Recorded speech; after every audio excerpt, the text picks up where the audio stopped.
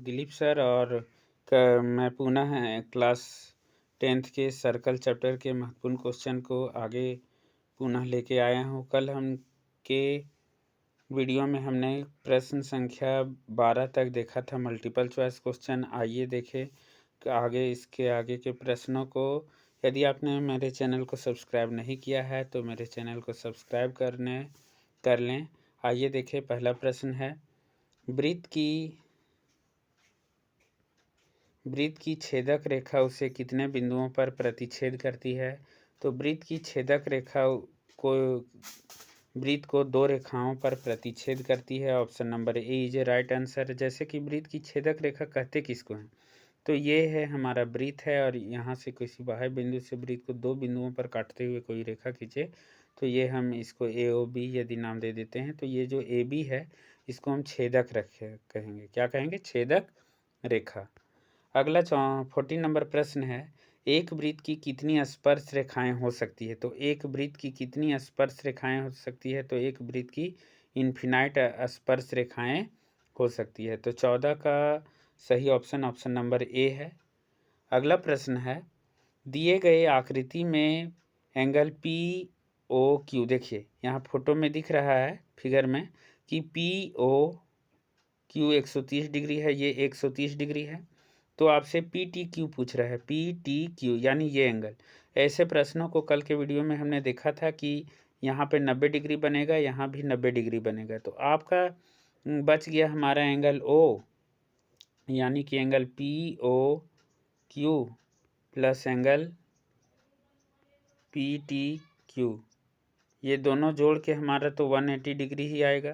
तो 180 डिग्री, तो यहाँ इधर हम 130 डिग्री और इधर हमको निकालना है एंगल पी टी क्यू बराबर 180। अब 180 में से इसको घटा देंगे तो हमारा एंगल पी टी क्यू बराबर हो जाएगा 180 में से 130 घटा दिए तो हमारा कितना आ गया? 50 डिग्री। यानी सही जवाब है option number B is a right answer. अगला प्रश्न है, प्रश्न संख्या 16 कहता है कि वृत्त तथा उसकी स्पर्श रेखा की उभयनिष्ठ बिंदु को किस नाम से जाना जाता है।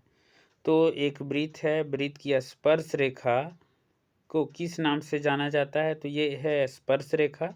और इस स्पर्श रेखा को हम स्पर्श बिंदु के नाम से, यहाँ पे जहाँ टच कर रहा है इस बिंदु को हम क्या कहते हैं? स्पर्श बिंदु कहते हैं। क्या कहते हैं?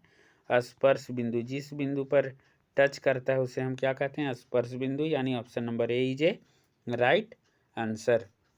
अगला प्रश्न है,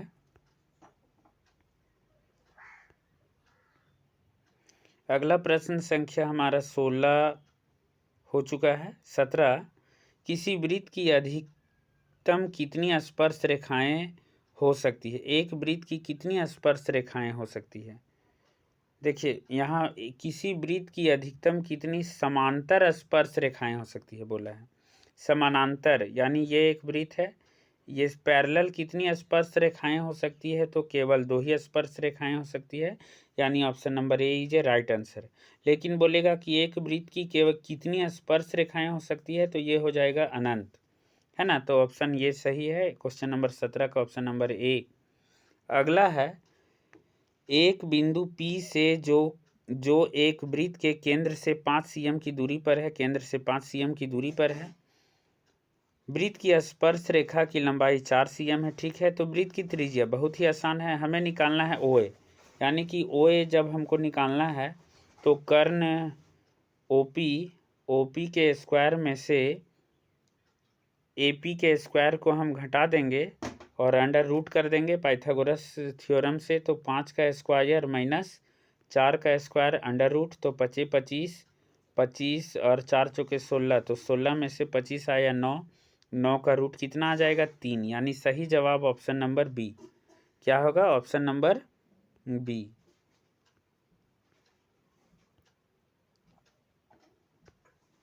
ऑप्शन नंबर बी हो जाएगा।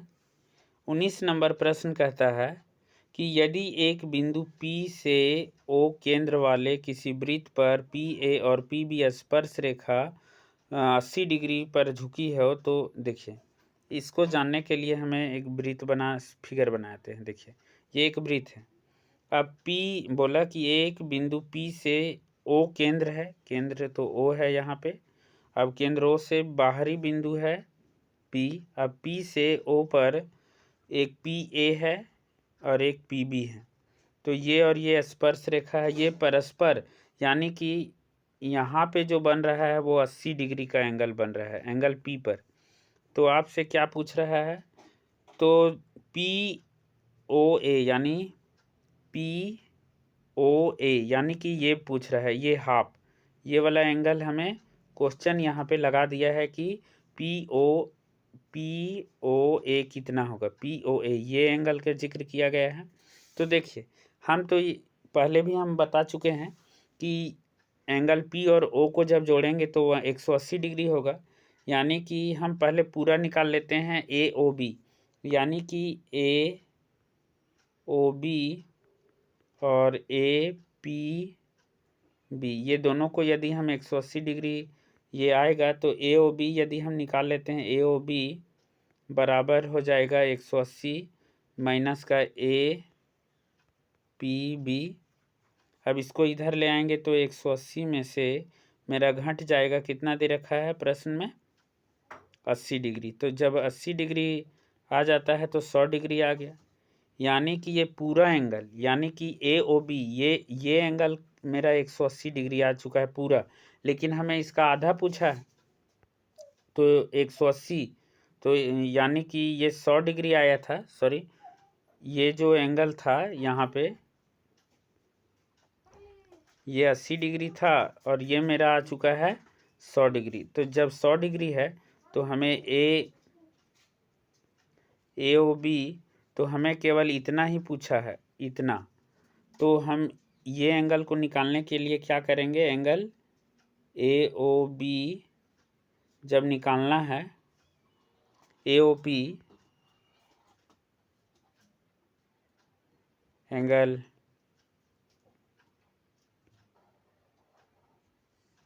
ए था, यहाँ बी था, यहाँ पी था, यहाँ पे ओ था, ये 80 डिग्री था, हमें ये टोटल आ गया है 100 डिग्री। तो जब हमें निकालना है आधा, तो एंगल ए ओ पी निकालने के लिए एंगल ए ओ बी को हाफ कर देंगे। तो ये तो ऊपर मेरा 100 डिग्री आया, इसको हाफ कर दिए तो ये मेरा आ गया 50 डिग्री, है ना। तो option number A is a right answer. अगला प्रश्न है प्रश्न संख्या 19 कहता है कि दो संकेंद्रीय वृत्तों की त्रिज्याएं 5 cm और 3 cm है। अब संकेंद्रीय वृत्त किसको कहते हैं, एक ही केंद्र से यदि दो वृत्त खींचा जाए तो उसको हम संकेंद्रीय वृत्त कहते हैं। तो एक की त्रिज्या यानी बाहर की जो त्रिज्या है 5 cm है और अंदर की जो त्रिज्या है वो 3 cm है, यानी अंदर की त्रिज्या 3 cm है। तो सबसे बड़ी जीवा निकालिए, वृत्त को जो टच कर रहा है, यानी कि ये हमें निकालना है ये। तो इसको निकालने के लिए हम क्या करेंगे, सबसे पहले देखिए वृत्त के अंदर वृत्त है, एक ही वृत्त के, ये हमारा अंदर बाहर का जो त्रिज्या है मेरा 5 cm दे रखा है और ये अंदर का 3 cm दे रखा है। तो पाइथागोरस थ्योरम से ये तो 90 डिग्री है, यानी कि हम ए बी बीच में ओ, यहाँ पे हम कुछ नाम दे देते हैं जैसे कि एम। तो जब हमें निकालना है एम बी, तो एम बी जब निकालेंगे तो एम बी निकालने के लिए हमें क्या करना पड़ेगा, 5 का स्क्वायर में से 3 का स्क्वायर करके घटा देना पड़ेगा, क्योंकि ये जो है ओ बी जो है ये है मेरा कर्ण कर रहा है, क्योंकि जहाँ पे टच होता है वो तो 90 डिग्री के सामने का कोण कर्ण होता है, यानी कि ओ बी जो है कर्ण है। तो 5 का स्क्वायर 25 और 3 का स्क्वायर 9, तो 25 में से 9 आ गया 16, तो 16 का रूट आ गया हमारा 4, यानी कि 4 इधर है तो ये और ये दोनों इक्वल होता है, यानी एम ए और एम बी, तो इधर है 4 और इधर है 4, तो ए एम और एम बी यानी टोटल जो हो गया वो 8 हो गया, यानी 8 सेंटीमीटर। तो 4 को 2 से गुना कर दिए 8, है ना। अगला प्रश्न है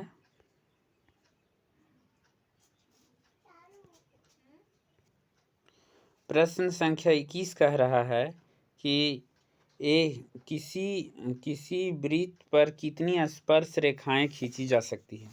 तो किसी वृत्त पर कितनी स्पर्श रेखाएं खींची जा सकती है?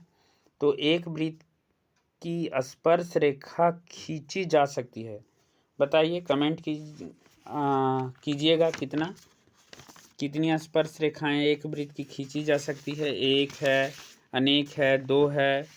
तो एक वृत्त की हम पहले बताए थे ये क्वेश्चन, अनेक स्पर्श रेखाएं खींच सकते हैं। Option number B right answer. 22 नंबर प्रश्न है, यदि जीवा ए बी वृत्त के केंद्र पर, आइए देखें क्वेश्चन को बनाते हैं। बोल रहा है कि एक वृत्त है, हमने एक वृत्त बना लिया है, ये है मेरा एक वृत्त है। तो बोला यदि वृत्त की जीवा ए बी वृत्त के केंद्र पर 60 डिग्री का कोण अंतरित करती है, तो ए और बी बिंदु पर खींची गई स्पर्श रेखाओं के बीच का कोण कितना है? वृत्त की जीवा, ये वृत्त की जीवा है ना। अब यदि वृत्त की जीवा ए बी, इसका नाम है ए बी, वृत्त की जीवा केंद्र पर, यानी कि ये जो है 60 डिग्री का कोण बना रहा है, स्पर्श तो खींची गई है, तो ए और बी बिंदुओं पर खींची गई स्पर्श रेखाओं के बीच में, यानी कि यहाँ से यहाँ पे स्पर्श रेखाओं के बीच में, यानी कि यहाँ पे कितना डिग्री का एंगल बनेगा। तो इधर जब 60 डिग्री है तो इधर कितना बनेगा? तो यहाँ पे 90 डिग्री बनता है, यहाँ पे 90 डिग्री बाहर से बन रहा है। तो इधर जब 90 डिग्री बन रहा है, इधर 90, तो 90 90 180, तो ये एंगल और ये एंगल जोड़ के भी 180 हो जाएगा। तो 180 हो जाएगा। तो हमारा निकालने के लिए क्या करना पड़ेगा? 180 में से 60 घटा दीजिए। तो 180 में से यदि हम 60 घटा देते हैं तो मेरा आ जाएगा 120 डिग्री। यानी कि प्रश्न 22 का सही जवाब option number D is a right answer.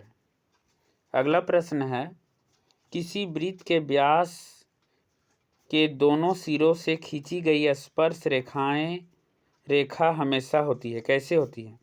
तो एक ये वृत्त है, वृत्त का व्यास ये है, तो वृत्त के दोनों सिरों पर खींची गई स्पर्श रेखाएं कैसी होती है? तो ये कैसी है? ये एक समानांतर है। तो सही जवाब होगा ऑप्शन नंबर ए। 23 का सही जवाब ऑप्शन नंबर ए, समानांतर। 24 नंबर प्रश्न कहता है, 24 नंबर कहता है कि 6 सेंटीमीटर त्रिज्या वाले वृत्त के केंद्र से 10 cm की दूरी पर स्थित एक बिंदु से वृत्त पर खींची गई स्पर्श रेखा की लंबाई कितनी होगी? तो देखिए 6 सेंटीमीटर त्रिज्या वाले एक वृत्त है, केंद्र से 10 cm की दूरी पर है। अब त्रिज्या 6 cm है। स्पर्श रेखा की लंबाई, यानी कि हम यदि ए मान लेते हैं, यहाँ पी मान लेते हैं, यहाँ ए, तो हमें पूछ रहा है कि ए पी कितना होगा। तो यहाँ पे 90 डिग्री बनाएगा, यानी कि कर्ण ये हो गया ओ पी। तो लंब हमें निकालना है, तो लंब निकालने के लिए क्या करेंगे? यानी कि ए पी जब निकालना होगा तो ए पी बराबर हो जाएगा ओ पी का स्क्वायर माइनस ओ ए का स्क्वायर अंडर का रूट। तो यहाँ हो जाएगा 10 का स्क्वायर माइनस 6 का स्क्वायर, तो 10 दहिया 100 माइनस का 6, तो 6 का स्क्वायर 36 हो जाएगा। तो ये आ जाएगा 64, और 64 का रूट 8 निकल जाएगा, यानी कि 8 सेंटीमीटर। ए पी कितना होगा? 8 सेंटीमीटर। तो 8 सेंटीमीटर ऑप्शन नंबर बी में हमारा दे रखा है। प्रश्न संख्या 25 कहता है कि वृत्त की सबसे बड़ी जीवा होती है। तो वृत्त की सबसे बड़ी जीवा को हम क्या कहते हैं? वृत्त की सबसे बड़ी जीवा किसे कहते हैं? जो वृत्त के एक बिंदु से दूसरे बिंदु को मिला दे। तो एक बिंदु से दूसरे बिंदु की सबसे बड़ी जीवा को हम क्या कहते हैं? व्यास कहते हैं, है ना, व्यास कहते हैं। यदि वृत्त के केंद्र से एक बिंदु को जोड़ता है तो इसको हम त्रिज्या कहते हैं, रेडियस, है ना। और जो वृत्त के दो बिंदुओं से को जोड़े लेकिन केंद्र से नहीं गुजरे तो इसको हम क्या कहते हैं? जीवा। तो यहाँ प्रश्न बोला है कि वृत्त की सबसे बड़ी जीवा कौन है? तो वृत्त की सबसे बड़ी जीवा है वो व्यास है। Option number C is a right answer. 26 नंबर प्रश्न कहता है कि दो विभिन्न त्रिज्याओं वाले वृत्त हमेशा हो सकते हैं। आप दो अलग अलग त्रिज्या वाला मान लेते हैं। एक वृत्त ये है, इसकी रेडियस 3 cm है, एक और है जिसका रेडियस 5 cm है, दो वृत्त है। तो ये क्या है? ये समरूप है या सर्वांगसम है? तो दो वृत्त जिनकी त्रिज्याएं अलग अलग होती है वो हमेशा समरूप होती है, सर्वांगसम नहीं। सर्वांगसम होने के लिए क्या होना चाहिए कि ये 3 cm है तो दूसरा वृत्त भी 3 ही cm होनी चाहिए। यानी कि सभी आकृतियां जो होती है वो समरूप होती है, सर्वांगसम नहीं होती है। आगे देखें 27 नंबर प्रश्न क्या कह रहा है? 27 में कह रहा है कि किसी वृत्त पर बाह्य बिंदु से कितनी स्पर्श रेखाएं खींची जा सकती है? एक वृत्त की बाहरी बिंदु यहाँ है, तो बाहरी बिंदु से वृत्त पर कितनी स्पर्श रेखाएं खींच सकते हैं? केवल एक ये हो गया और एक ये हो गया। तो किसी भी बाहरी बिंदु से वृत्त पर कितनी रेखाएं खींच सकती है? तो दो रेखाएं हम खींच सकते हैं, है ना, AP और BP। AP और BP, और ये स्पर्श रेखाएं आपस में बराबर होगा। ये और ये दोनों रेखाएं आपस में बराबर होती है। तो किसी बाहरी बिंदु से कितनी स्पर्श रेखाएं खींच सकती हैं? तो दो। तो 27 का सही जवाब बी होगा। 28 नंबर प्रश्न कहता है, क्या कह रहा है 28 में? कह रहा है कि एक रेखा जो वृत्त को दो भिन्न भिन्न बिंदुओं पर प्रतिच्छेद करती है उसे क्या कहते हैं? ये तो रिपीट क्वेश्चन है। एक रेखा यानी कि एक रेखा है जो वृत्त को दो बिंदु पर काट रहा है, एक यहाँ पे काट रहा है, एक यहाँ पे काट रहा है, लेकिन ये केंद्र से नहीं गुजर रहा है। इसको हम क्या कहते हैं? एक छेदक रेखा कहते हैं। क्या कहते हैं? छेदक रेखा कहते हैं। तो ऑप्शन नंबर कहीं है छेदक रेखा? ऑप्शन नंबर सी में हमारा छेदक रेखा है। नहीं, ये हमारा एक रेखा जो वृत्त के दो भिन्न भिन्न बिंदुओं पर काटती है उसे क्या कहते हैं? एक रेखा जो वृत्त को दो भिन्न भिन्न बिंदुओं पर प्रतिच्छेद करती है क्या कहलाती है? जीवा कहलाती है, स्पर्श रेखा कहलाती है, या AB दोनों कहलाती है? तो 28 का सही जवाब क्या होगा? 28 का जो सही जवाब होगा वो इनमें से कोई नहीं होगा। देखिए ऑप्शन में छेदक रेखा कहीं दिया ही नहीं है ना। शुरू में दे रखा है हमारा जीवा, दूसरा में स्पर्श रेखा, तीसरा में AB दोनों, जबकि डी ऑप्शन में इनमें से कोई नहीं है। डी में इनमें से कोई नहीं, तो सही जवाब इनमें से कोई नहीं होगा, क्योंकि इसे हम क्या कहते हैं? छेदक रेखा कहते हैं। अगला प्रश्न संख्या 29 कहता है, यदि कोई रेखा वृत्त को सिर्फ एक बिंदु पर स्पर्श करती है तो वह रेखा कहलाती है जीवा, स्पर्श रेखा, छेदक रेखा। अब एक वृत्त है तो वृत्त को केवल एक ही बिंदु पर वो स्पर्श कर रही है, तो उस रेखा को हम क्या कहते हैं? स्पर्श रेखा कहते हैं। यानी कि 29 का सही जवाब होगा बी। अगला प्रश्न है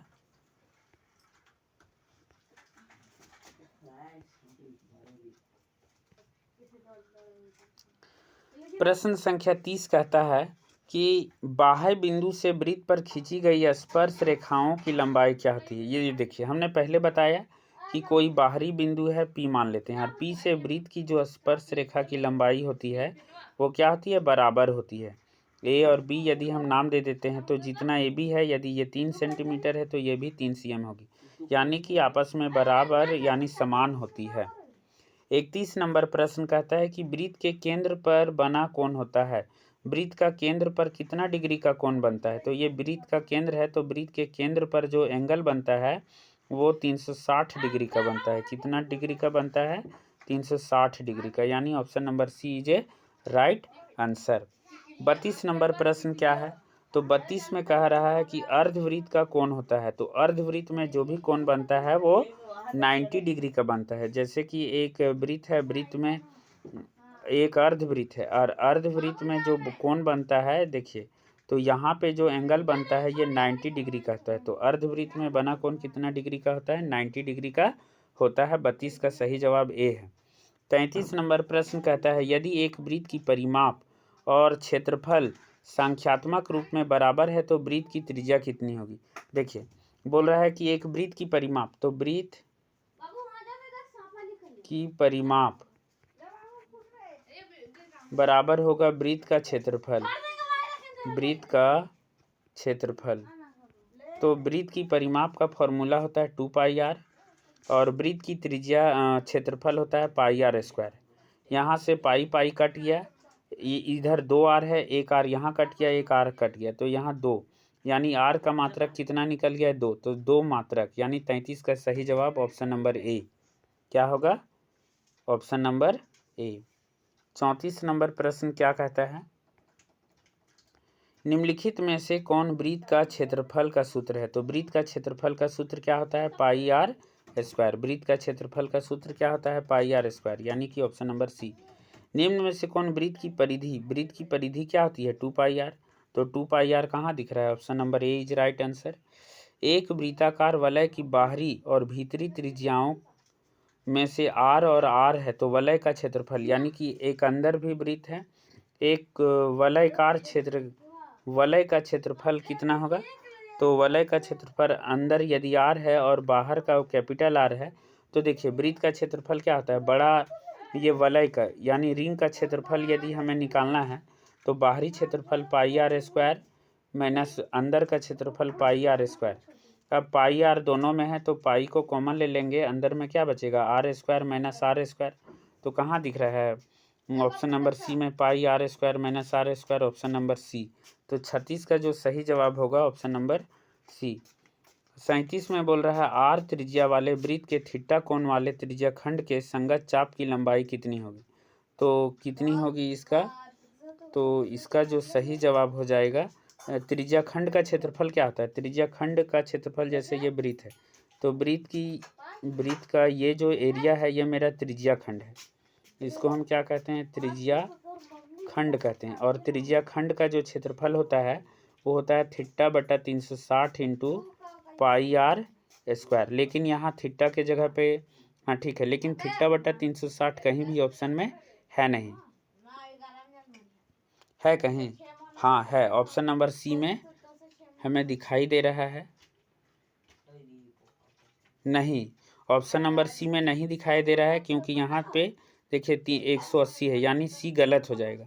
लेकिन यहाँ देखिए ऑप्शन नंबर बी इसका राइट हो जाएगा, क्योंकि देखिए यहाँ से 2 से इसको हम कट कर देते हैं, तो 2 से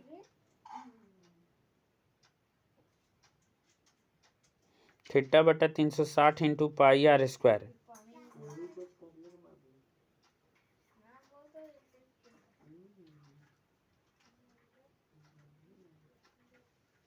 तो इसका सही जवाब क्या होगा बताइए।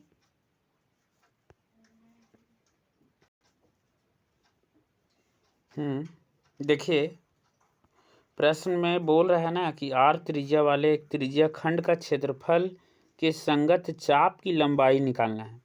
ये त्रिज्या खंड का क्षेत्रफल का फॉर्मूला होता है, त्रिज्या खंड का क्षेत्रफल का फॉर्मूला ये है, और त्रिज्या खंड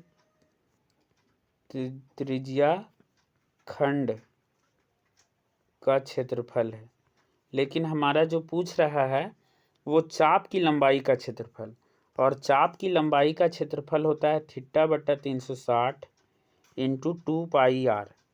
अब यहाँ से ऑप्शन नंबर बी हमारा दिखाई दे रहा है, यानी 37 का जो सही जवाब होगा 2πr θ/360। इसी को हम ऐसे लिख सकते हैं ना 2πr θ/360। इस तरह हमने वृत्त से संबंधित 37 महत्वपूर्ण प्रश्नों को 2 वीडियो में पूरा कवर कर लिया है। यदि ऐसे ही और वीडियो MCQ क्वेश्चन जानना चाहते हैं तो मेरे चैनल को सब्सक्राइब करें, वीडियो को लाइक करें, शेयर करें, कमेंट करें। Thank you for watching.